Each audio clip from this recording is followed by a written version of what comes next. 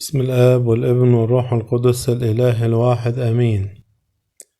السلام لكم جميعا.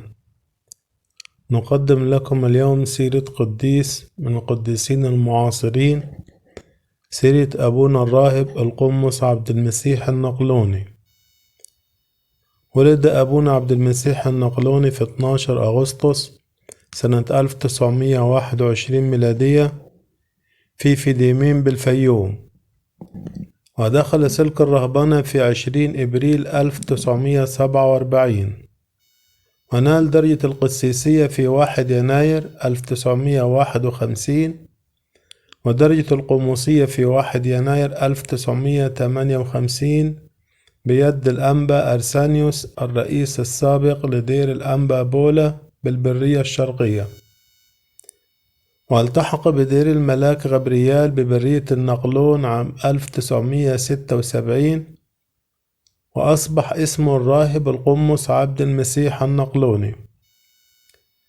اعتاد أن لا يخرج من قلايته وأن يقضي أوقات طويلة في الصلاة، لذلك الصور المأخوذة له قليلة جدا، وبذلك تكون أي صورة له صورة نادرة.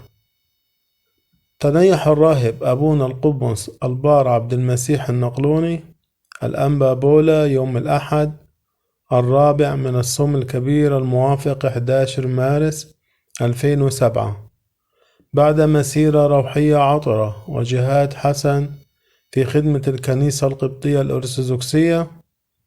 والمزار الخاص بجسد أبونا عبد المسيح النقلوني موجود في دير الملاك غبريال بالفيوم في قرية قلمشاه التابعة لمركز إقصى بالفيوم. شفاعته وبركته تكون معنا جميعا، ولربنا المجد الدائم إلى الأبد آمين.